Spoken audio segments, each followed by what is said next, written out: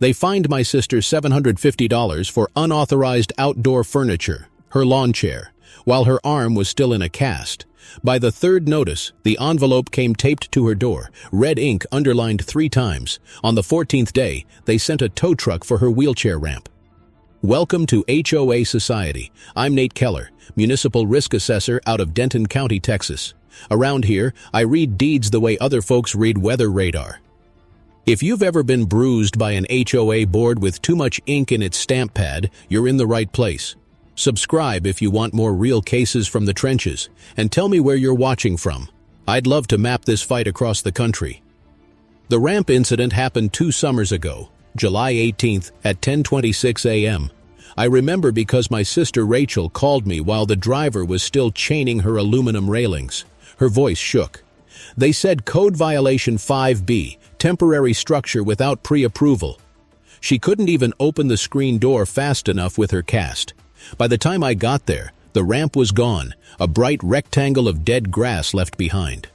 Rachel lives 2 blocks from me in Oak Haven Estates, post-2008 subdivision, 314 homes, average dues $200 a month. The HOA president, Barry Cole, runs a property management side hustle from his garage and signs his emails, "Yours in compliance." I'd filed reports against worse people in my career, but never someone who weaponized neighborliness. I told Rachel we'd start with paper. Every act they take leaves a trail. Let's follow it. That night, I pulled the community's recorded covenants off the Denton County Clerk's site. 82 pages, last amended 2015. Section 9.2 was the kicker. Temporary structures for accessibility shall be deemed approved upon written notice to the board.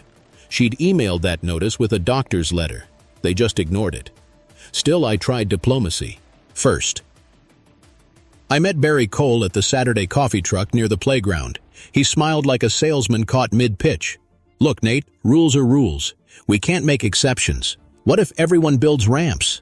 I pointed at the CCR clause. He chuckled. "Interpretation is the board's prerogative."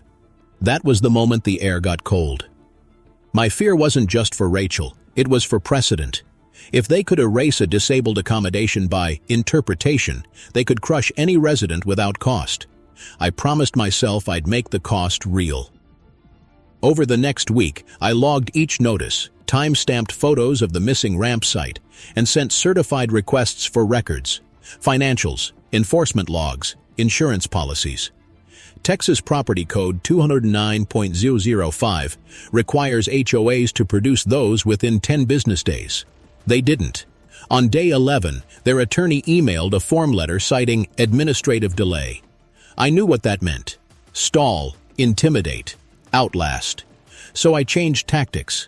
If they wanted time, I'd buy some of my own. I took a week's personal leave from the city and built a small war room in my garage. Folding table, printer, and a corkboard labeled timers. Every violation letter went up with colored pins, red for harassment, blue for financials, yellow for deadlines. Rachel tried to joke about it. "You look like you're hunting serial killers." I said, "Close, serial enforcers." Beneath the humor, though, I could feel her shame. She'd been proud of her house, the one she bought after her divorce, painting the porch sky blue because it reminded her of the beach she couldn't afford to visit. Now she kept the blinds drawn, afraid of who might be photographing her lawn. I walked her property line one evening with a tape measure and flashlight. I wanted to see what else they might target. Sure enough, her mailbox post was half an inch taller than the handbook's 42-inch limit, something they could twist into non-uniform improvement. I cut it down myself that night, sparks from the hacksaw bouncing against the curb. The next morning, a new notice appeared. Improper exterior lighting. It cited her motion sensor bulb. $50 fine. They were playing escalation. I started drafting a timeline, labeling each act with legal grounds. Knowledge. Nugget number 1. Under Texas Property Code, SAR 209206, an HOA must give at least 30 days notice before any fine becomes collectible, and the owner has the right to a hearing. Most residents don't know that, and HOAs rely on that ignorance. By the time Rachel's third notice arrived, I'd already filed a public records request with the Texas Department of Licensing Regulation for Barry Cole's management company filings. Turns out, his LLC's registration had lapsed 6 months earlier. That meant every enforcement action he'd signed lacked legal standing. It wasn't leverage yet, but it smelled like gunpowder. Late one Friday, I heard engines outside, low, synchronized, familiar. My friends from the Veterans Riding Club rolled up, chrome catching the streetlights. "We heard they went after your sister," Big Ray said. "You need us visible or invisible." I laughed once, short. "Not yet, but stay warm." I still believed I could fix this with documents, not motorcycles. What I didn't know was how quickly the HOA would turn from petty to predatory, and how much that cast on Rachel's arm would become a symbol for every scar they'd left on the neighborhood. The first open crack appeared during the August board meeting. I stood in the back of the clubhouse with a recorder in my pocket, legal in Texas, one-party consent, and a folder thick enough to choke a stapler. Barry Cole sat at the head table in his embroidered polo, gavel in hand, surrounded by 4 trustees who nodded like dashboard bobbleheads. When I raised my hand to speak, he smirked. "Mr. Keller, unless you're a member of this association, I'm here on behalf of Rachel Keller, 47 Oak Haven," I said, select, hiding the certified mail receipts across the table. "You're in default of a statutory disclosure requirement. That's a violation of 209.005. He blinked at the code reference. I could tell he wasn't used to anyone citing law. He leaned into the mic. "Sir, this isn't a courtroom. It's a community meeting." I said, "Then maybe act like a community." A few residents clapped, quick and nervous. Barry's gavel came down. "You're out of order." "No," I said. "You are." That night, Rachel called crying. Someone had dumped a bag of grass clippings across her driveway. No cameras caught it, but everyone knew who approved the smear. I took photos anyway, logged the date, 8/14/23, 9:42 p.m. I knew we were in retaliation territory, so I started the dig. Every HOA's armor is paperwork. Every weak joint is misfiled paper. Second engagement moment. If you've ever been fined by your HOA for something ridiculous, trash cans, weeds, Christmas lights, tell us below how you handled it. Or if you're one of those board lurkers, leave your defense. Let's see who blinks first. I spent days pulling county parcel maps, comparing HOA-maintained areas to platted easements. That's when I noticed something odd. A narrow strip of common land, Lot R11, 0.8 acres, running behind the clubhouse down to the drainage ditch. It was labeled Retention Access, but tax records showed it was still deeded to the original developer's LLC, not the HOA. And that LLC had been dissolved 2 years earlier, meaning no one officially owned it, an orphan parcel. I bookmarked that lead but kept digging. I wanted motive. Why was Barry's board targeting Rachel so aggressively? Then I found it. Meeting minutes from March 2023, where they'd discussed standardizing porch aesthetics to attract higher resale values. They needed every home to conform to their new cedar trim initiative. Rachel's blue porch didn't fit their scheme. The ramp gave them the excuse. I printed those minutes, highlighted aesthetics enforcement, and paperclipped them to my timeline. When I showed Rachel, she laughed through tears. "All this because of paint?" "No," I said, "because they think no one fights back."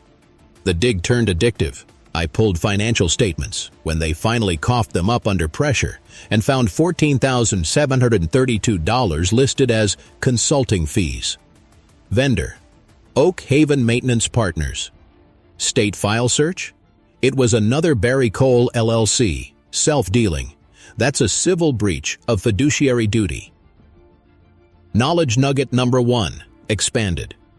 HOA board members owe fiduciary duties, care, loyalty, obedience to the association. Paying themselves through hidden vendors violates those duties and can trigger removal, restitution, or DO insurance cancellation. The next Monday, I met with attorney Leslie Tran in a low-rise office near the courthouse.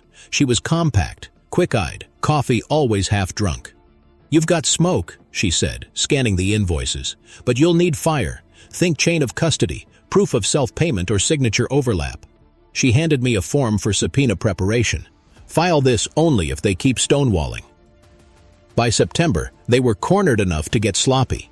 The HOA sent a mass email warning residents not to engage in gossip or misinformation campaigns. Rachel's name wasn't printed, but the implication was neon bright. Then came the next fine, $200 for unapproved surveillance device. That device was her doorbell camera. I helped her appeal in writing, calm, factual. They ignored it again. So I logged each missed deadline, watching the blue pins multiply on my corkboard.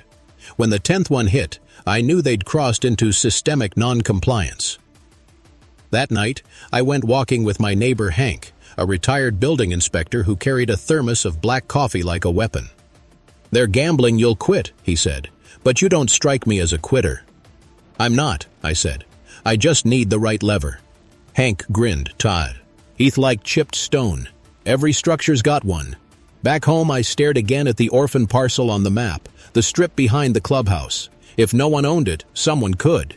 And whoever did would control access to the retention pond, the HOA's stormwater compliance site. Without that access, their permit would lapse. The lever. But it had to stay secret. If Barry caught wind too soon, he'd paper over it fast. For now, I kept digging. Survey plats, drainage easements, county tax rolls. Each record smelled of toner and dust, the scent of quiet power. Before closing my laptop, I added one more line to my timeline. Potential leverage, retention access parcel R11, status, unclaimed. Rachel called then, voice softer. "You think this will actually end?"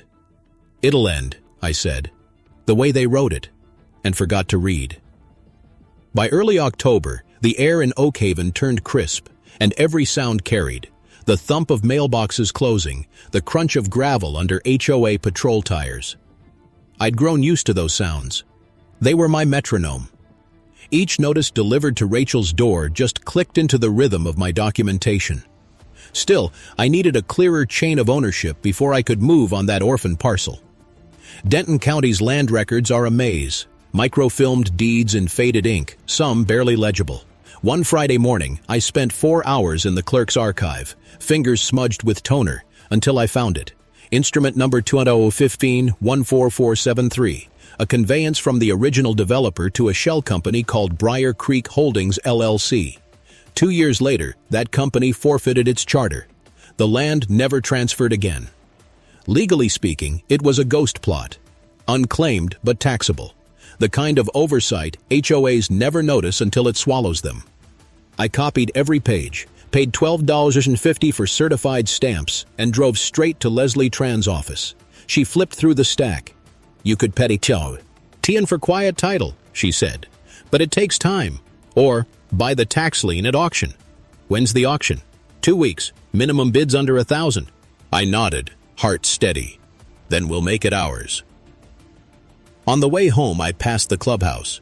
Barry Cole was outside with his vice president, trimming shrubs like he owned the ground itself. He saw me slow down and waved his trimmer in a mock salute.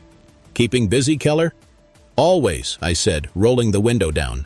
"Hope you're not wasting your time. The board stands firm." "Good," I said. "Firm things crack cleaner." That night, I told Rachel nothing about the parcel. The less she knew, the safer she'd be. Instead, I helped her fill out another appeal for the fines. Same template, same law. Predictably, they ignored it, but it added one more stone to the record pile. The harassment escalated. On October 12th, a wellness check visit from local police, anonymous tip claiming possible neglect.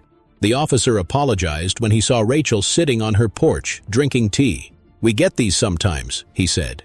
I asked for the dispatch log, wrote the case number down, and added it to my file. Harassment pattern, entry number 14. They thought pressure would make us break. Instead, it just measured them. Late one evening, I sat on the porch with Hank again. The cicadas were dying down for the season, and his thermos steamed in the cool air. "You ever notice?" he said. "Bullies use the same rhythm? Noise, pause, threat, silence." "Yeah," I said. "Silence is where they think you're scared." He looked at me sideways. "You're planning something." "Just paperwork," I said. He laughed, wheezy. "Paperwork can be dynamite if you know which fuse to light." Knowledge nugget number 2. In most states, stormwater retention facilities must remain accessible for inspection under the county's environmental permit. If access is blocked by a private owner, the HOA can't certify compliance, triggering fines or permit revocation. That fact was the wick. 2 weeks later, I attended the county tax auction. There were maybe 20 bidders, mostly developers and flippers. When the clerk read out Parcel R11, Oak Haven Estates, I raised my paddle.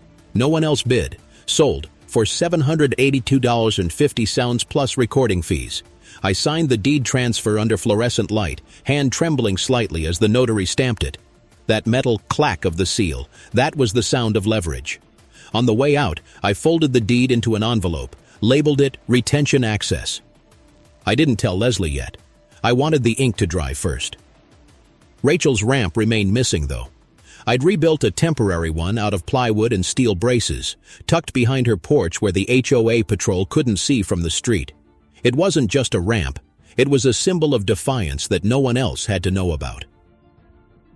That weekend, Barry Cole's newsletter hit every mailbox. The headline, "Compliance Strengthens Community." And beneath it, a photo of him shaking hands with a city inspector. I knew that inspector. Mendez works for Public Works. Good guy. I called him that night. "Hey, did you actually inspect Oak Haven last week?" "Nope," he said. "They asked me for a courtesy photo at a charity thing." So it was pure PR theater. I added the email exchange to my evidence folder. Late Sunday, Rachel came by with coffee and a bandaged smile. "I feel like they're trying to erase me," she said. "They can't," I told her. "They already printed your name on too many notices. If you're still reading and you've fought an HOA before, I'm curious, where do you draw the line? At fines? At harassment? Or at the first time they humiliate your family? Drop it below. Your story might help someone else find theirs, or at least like the video so it reaches them." I spent that night preparing an evidence binder, when violation notices with dates and photos, certified letters unacknowledged, police dispatch record, tax deed, my ace. Each page go to the tab. Each tab got a label. By the time I finished, the sun was rising, painting the garage in orange stripes. I sat back, hands smelling of toner and glue, and said quietly, "Now we wait."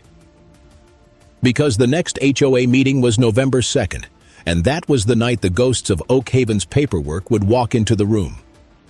The night of November 2nd came damp and heavy, air smelling like wet mulch and cheap coffee. The clubhouse lights glowed through the drizzle, silhouettes moving behind the windows. Barry Cole at the head, of course, holding court like a small-town mayor.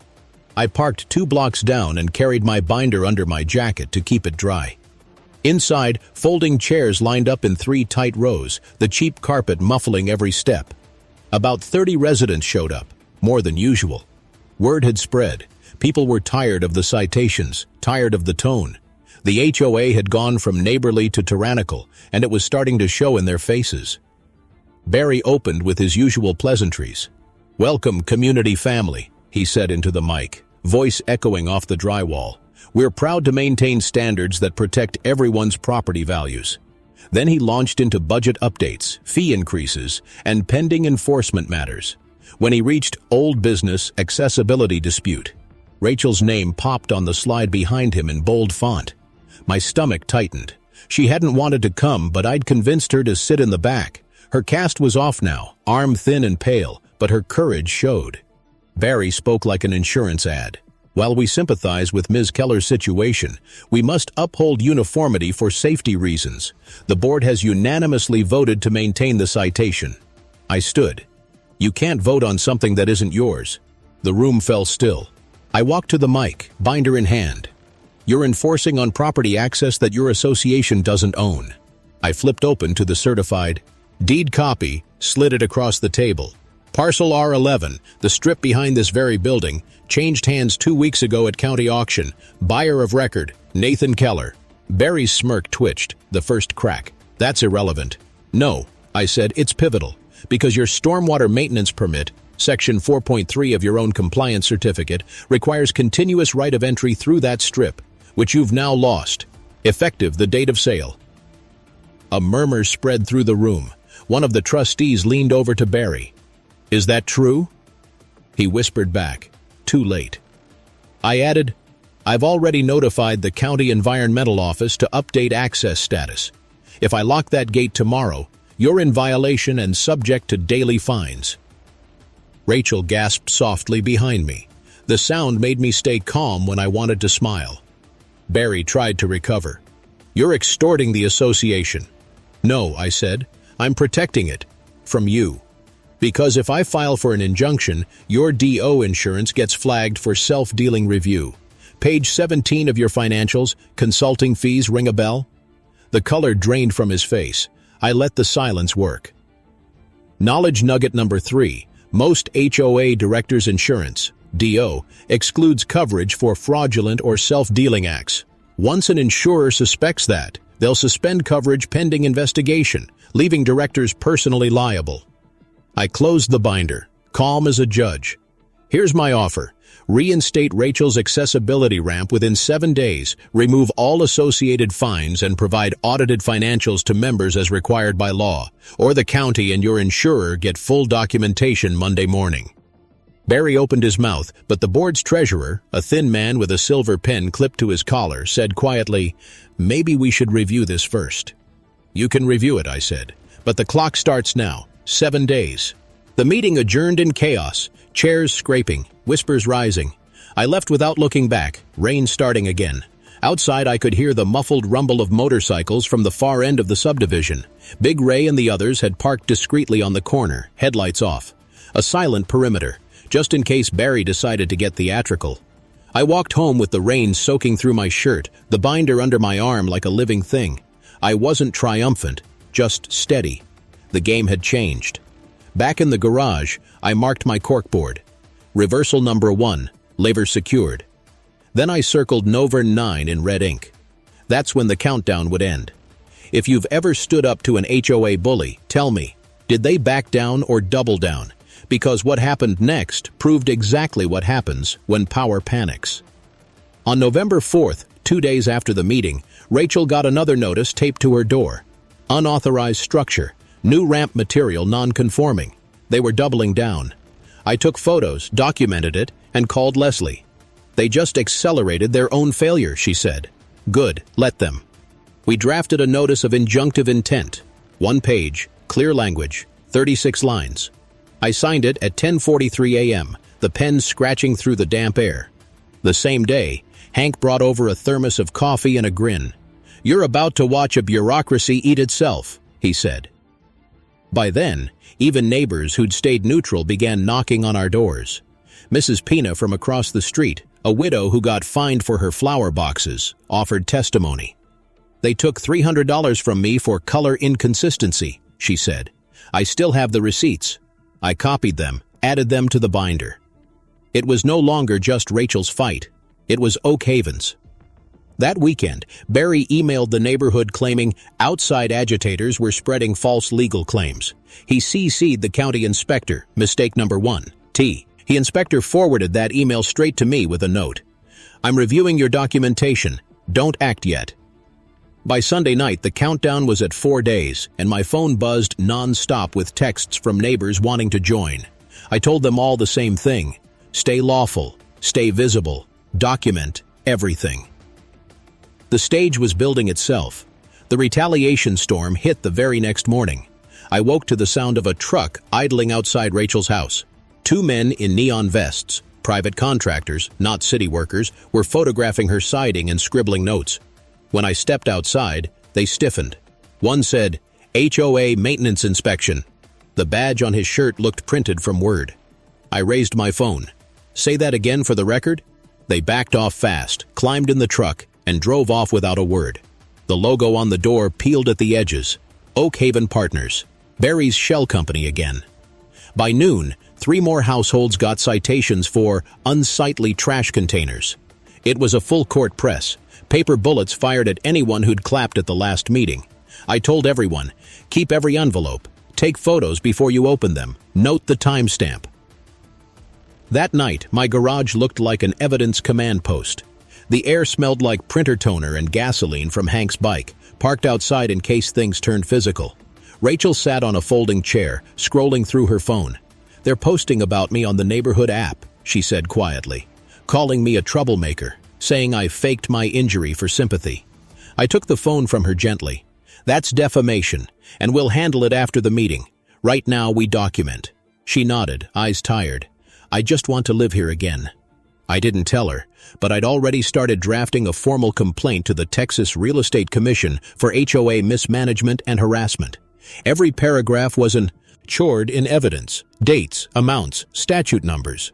If this went to a hearing, the board wouldn't have plausible deniability left. By Wednesday, even my mail started getting odd. A blank envelope, no return address, stuffed with HOA meeting flyers. Just intimidation, low grade, cowardly. Hank caught one of the younger board members driving by at night and followed him halfway down the block before the kid turned pale and sped off. "This is how they break themselves," Hank said. "They forget witnesses exist." Late that night, rain hammered the roof while I sat under the yellow garage light, cross-referencing inspection reports with the HOA's bylaws. Buried on page 47 was the audit clause. All financial statements exceeding $10,000 in annual expenditures must be reviewed by an independent CPA within 90 days of fiscal year end. The last audit date they'd posted publicly was from 2019. That meant 4 straight years of violation. Another fuse lit. Knowledge nugget number 4. Under many state nonprofit statutes, repeated failure to perform required audits or provide records constitutes material breach of fiduciary duty, allowing members to petition for removal or state oversight. The fear moment came quietly. Thursday evening when Rachel found her back gate unlatched. No break-in, just open. The wind creaked it against the fence post like a metronome of nerves. She called me whispering, "I don't feel safe." I came over, flashlight in hand, checked the yard inch by inch. Nothing. But that hollow in her voice, that's what the HOA had stolen. Peace. I relatched the gate and told her, "They want fear to do their work. Don't give them free labor." Friday morning, I sent Leslie the updated binder scan, now 132 pages. She called within the hour. "This is enough," she said. "You can file a restraining order for harassment and an emergency injunction for retaliation." But I'd wait. Let them come to the meeting Monday. Let the inspector be there. That was the plan now. Make it public. Make it lawful. Make it final. Before I hung up, she added, "When you speak Monday, keep your tone surgical. Let them panic into confession." The days leading up to the meeting stretched taut. The HOA doubled fines again. Rachel's balance now $2,650, most of it invented. I filed a written dispute citing selective enforcement precedent, Shadow Creek HOA v. Fields, 2017. I doubted Barry would even read it, but the citation mattered. It was legal breadcrumbs for the record. That weekend, the veterans' bikes lined the street again, not roaring, just present. The sight alone calmed half the neighbors.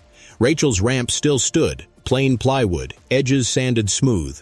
She decorated it with 2 little flags, defiance wrapped in decency. By Sunday evening, the HOA blasted one more mass email.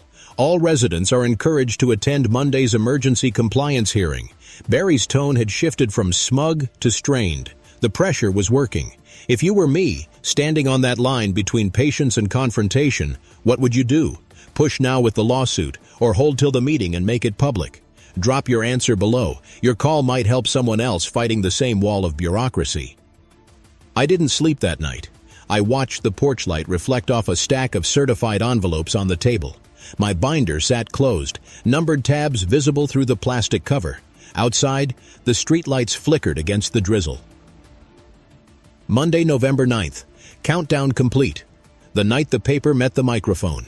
The clubhouse parking lot overflowed before sunset. Trucks, sedans, even a few motorcycles lined the curb like sentinels.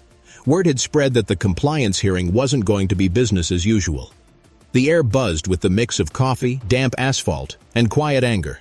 Inside, folding chairs faced the dais where Barry Cole sat with his board. His gavel lay beside a half-empty bottle of water. He looked smaller than before, but the grin was still painted on. Rachel sat 2 rows back between Mrs. Pina and Hank. Her fingers trembled around her phone, camera recording. I'd told her, "This meeting's public. You have every right to document. Texas is one-party consent. One voice makes the truth legal." I stood near the side wall, binder under my arm, heartbeat steady. The county inspector Mendez slipped in quietly, badge visible on his belt. Neutral authority, exactly as planned. Barry started the meeting like an auctioneer trying to sound casual. We're here to address ongoing violations. I stepped forward. And ongoing crimes of governance. Gasps, a few murmurs. He tried to out-talk me, but Mendez raised a hand. Let him finish. I opened the binder and pulled out the tax deed. This document, instrument number 2023-4775, shows transfer of the retention access parcel behind this building. Current owner, myself, which means this association has been trespassing on privately held land for its maintenance operations since October 23rd. Barry blinked fast. That's absurd. The association maintains all common property, except when it fails to own it. I handed the copy to Mendez. He flipped through, nodded once. Deed's real, recorded and stamped. I kept my tone level. Mr. Cole, you've collected dues for maintenance you had no legal right to perform, invoiced homeowners for fraudulent services, and refused accommodation to a disabled resident in violation of federal and state law. That's not enforcement. That's abuse of authority. Mendez looked to Barry. Do you have the original maintenance permit? Barry rifled through his folder, came up empty. It's, filed with our manager. Your manager's company registration lapsed last winter, I said. You can check the Secretary of State's site. Laughter rippled through the crowd, tight, incredulous. Barry's face flushed crimson. Rachel's voice rose from the back, calm and cutting. All I ever asked for was a ramp. That broke the tension. Applause swelled, louder than I expected. People stood. Mendez waited it out, then said firmly, until access rights are restored, the HOA's stormwater permit is suspended. Any further maintenance or enforcement on that parcel constitutes trespass. He wrote the citation number on his clipboard. Consider this official notice. The gavel never came down. Barry just sat there, jaw working but no words. I leaned in slightly. 7 days expired, I said. Visual beat number 1 locked in my memory. The deed hitting the table, its seal catching the fluorescent light like a coin flipping fate. After the meeting, neighbors gathered outside under the awning. Hank poured coffee from his thermos for anyone who wanted it. Mrs. Pina hugged Rachel, whispering, "You gave us back our spine." Big Ray walked over, rain dripping from his leather vest. "Need that gate locked tonight?" "Not yet," I said. "Let the law do the talking." He nodded. "Still, we'll cruise by." Eyes open. As the crowd thinned, Barry tried one last swing. He approached with a forced smile. "You've made a mistake, Keller. You can't hold the community hostage." I met his eyes. "I'm not holding it. I'm freeing it. You built the cage." He leaned closer, hissed, "You don't understand the network I've got." "I understand chain of title law," I said, "and it doesn't care about your network." I walked away before he could answer. The rain had stopped, leaving the pavement shining like black glass. Somewhere behind me, the clubhouse door slammed. If you've ever faced down an HOA board like that, public, cornered, angry, what's the right move afterward? Keep the pressure or let regulators handle it? Drop your thought below. Someone watching tonight might need that advice tomorrow. Back home, I set the binder on the table and exhaled for the first time in due. Rachel texted a single line. They looked scared. I replied, "Good, fear makes truth louder." But the fight wasn't over. The dominoes had only started to tip, and Barry still had allies in the insurance office and the city's developer committee. If they closed ranks, the community could still lose momentum. I stared at the deed again, edges curling from humidity, and knew the next move wasn't destruction, it was reform. The power to break had to become the power to build. The morning after the meeting, Oak Haven felt different. Not quieter, more awake. The air itself seemed to hum with talk. People I'd never met nodded at me from their driveways. Someone taped a copy of the county inspector's citation to the clubhouse door. It fluttered in the breeze like a flag of new order. By noon, emails started rolling in, one from the HOA's insurance provider asking for clarification on board governance issues, another from the county's environmental office requesting a site walkthrough. The dominoes had begun. I met Leslie at a diner off Highway 380. She had a thick folder open before the coffee even hit the table. "Congratulations," she said dryly. "You just detonated a paper bomb." "Now what?" I asked. "Now," she said, "we let the fallout expose the wiring. Their insurer will freeze payouts. Their bank will flag their account. And within a week, you'll see resignations. She was right. By Thursday, the treasurer quit. An email to all residents citing irreconcilable differences. 2 trustees followed by Friday. Barry held out, sending defensive updates. Temporary administrative pause. Business as usual. No one bought it. The local paper picked up the story after someone leaked the meeting recording. The headline ran, HOA under fire for harassment, permit violations. They used a photo of the clubhouse with Mendez's clipboard visible, rain still on his sleeve, a perfect thumbnail in real life. That afternoon, I stood in my garage surrounded by evidence boxes with awe.